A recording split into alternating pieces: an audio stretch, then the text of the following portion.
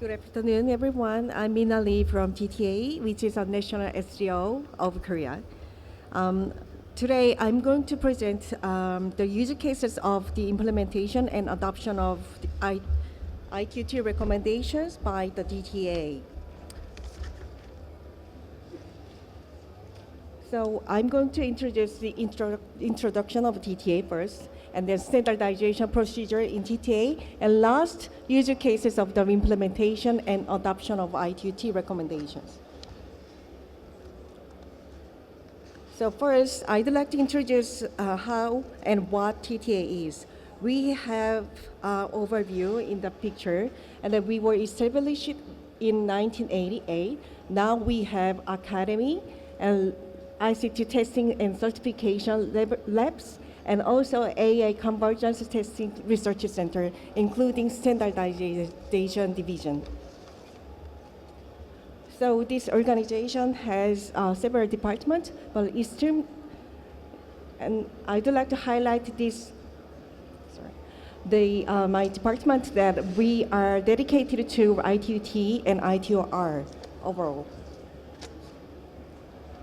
So TTA has several global standardization activities, such as responding to the zero international standardization, such as ITU, ISO, and JTC1. And also, we are a member of 3GPP and 1M2M, etc.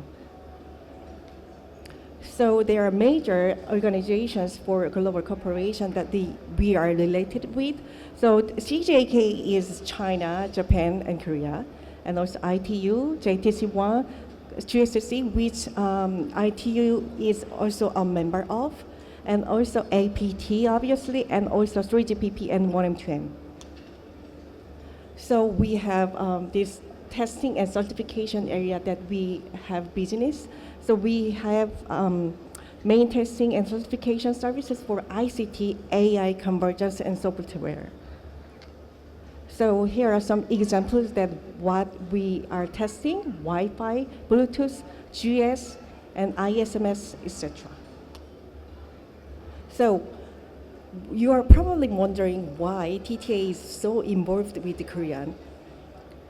the Korean government, because they are responding to ITU. ITU is an organization where the member states are the main participants.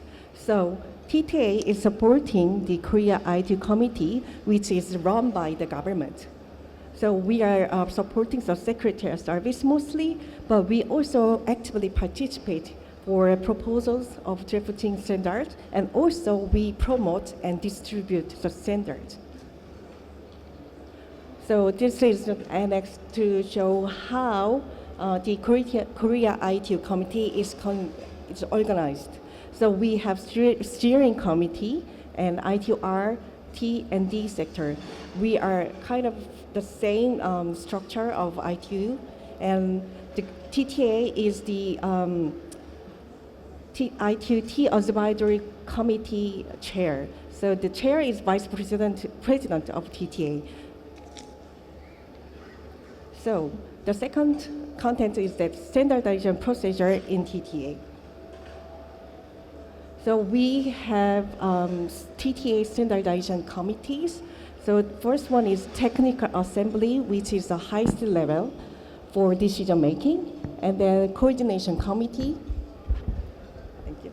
And also we have 8 technical committees that are covering wired communication, ICT convergence, information security, software, digital contents, broadcasting, and mostly intelligent information and mobile communication as well.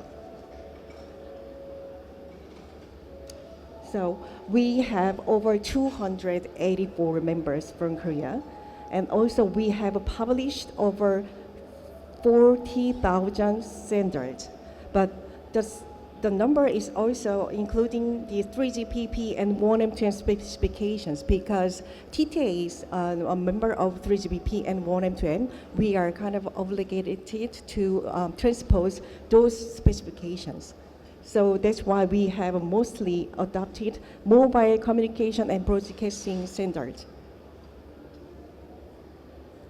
So this is a general standardization procedure in TTA. We get proposals by members, over 200, and we draft standards by project groups. Then we circulate among members. Then we adopt draft standards by coordination committee first. Then finally, we approve those standards by technical assembly.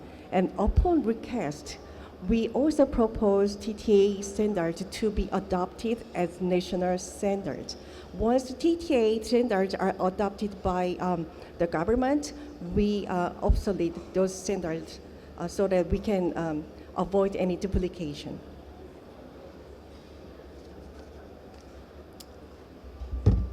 Sorry. So, to adopt ITUT recommendations, there are some prerequisites that we had to have. First, ITUT recommendation ADA5 and ADA25.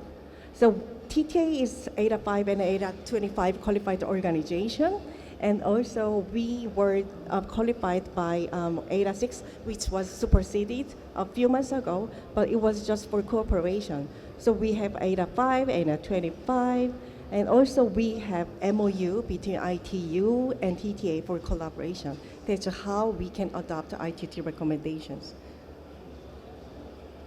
So it's the main contents. So use cases of the implementation and adoption of ITT recommendation. So we have several major areas that we adopted as standards.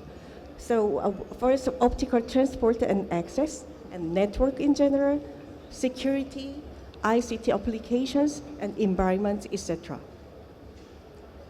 So first use case is in optical transport and access area.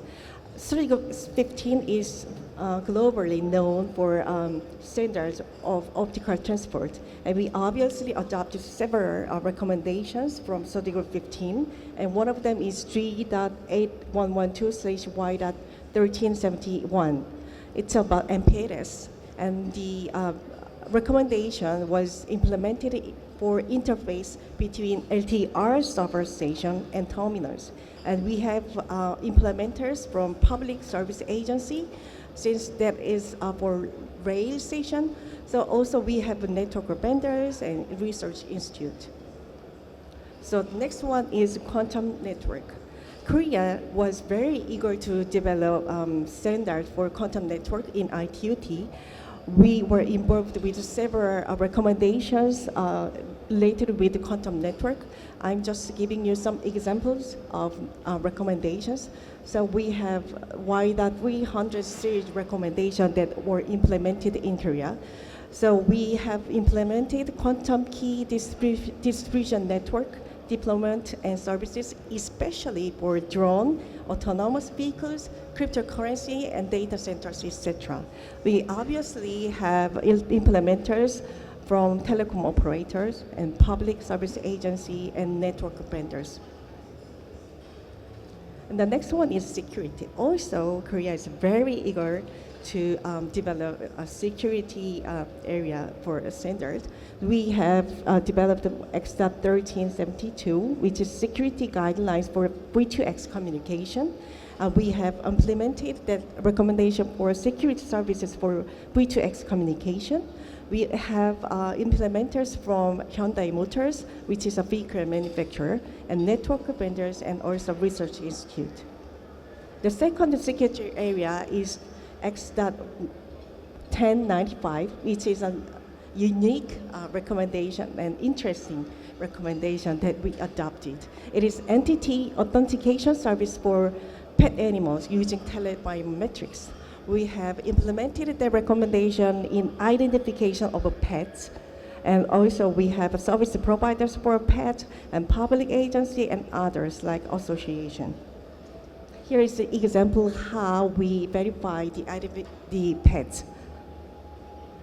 And the next one is hemp, which is a very difficult and confidential area. So K.78 is about hemp. We have implemented that recommendation actually for reference, because there are IEC and there are ITP recommendations that we needed to consider. So we have implementers from testing labs, national agency, and research area. So next one is mobile communication. Y.3104 architecture of IMT network, IMT 2020. So we have implemented this recommendation to IMT 2020/5G system design and also VRT 5G voice data services. So we have obviously telecom operators to implement that recommendation, and also we need network vendors to implement, and also research institute. So the next one is QoS area that we have P.57, which is one of the most famous recommendations in the world for QoS. So we have artificial ears that we have been using for over decades. So we have implemented that recommendation for production of voice receivers, artificial ear, for measuring call quality. I'm quite sure that not just Korea, but from all over the world, it is used. So we have some implementers from testing vendors and ear headset manufacturers such as Samsung Electronics. And also we have network operators who are working with testing vendors. So I have finished my presentation to Oli, but this is just a summary of what we have implemented, but we obviously have more recommendations that are implemented in Korea. So thank you. And any question? Hello. Yes. Madam, it's really a very nice presentation. Myself, Sushil Kumar, I'm the chair of ITUT Study Group 20 Regional Group for Asia Pacific. We have communicated with you on WhatsApp sometime. So I just want to know that the Korea has implemented a number of smart cities, and 1M2M specifications have been implemented first time. Korea was the first country to implement the 1M2M specification in all the smart cities. Whether this 1M2M test suits have been developed by GCF and testing has been done, because earlier the TTA has developed the test suit and transferred to GCF. So what is the status, if you can tell? Sorry, because of the sound quality, I couldn't get the point. Yeah. What I am asking that the TTA developed the test suits for the 1M2M testing specifications and then further transferred to GCF. Whether testing of 1M2M specification release 2 and release 3 are being done in Korea through GCF, or they are under development still? Yes, we do test the 1M2M related machines and everything by TTA, because we have a testing lab, and also at the same time we develop standards. So we are doing both. So, some commercial labs have also come somewhere across the globe for testing these. Yes, it is possible. Yes, we take customers from all over the world. It can be done virtually also. Like you are having the testing suits in Korea, and some 1M2M based platform in India is required to be tested. It can be tested virtually. Yes, yeah. But as far as I know, TSDSI is one of the member of 1M2M, which is an Indian SCO. So you can always. No, I know better than TSDSI. Yes. Thank you. But test suits needs to be developed. Thank you.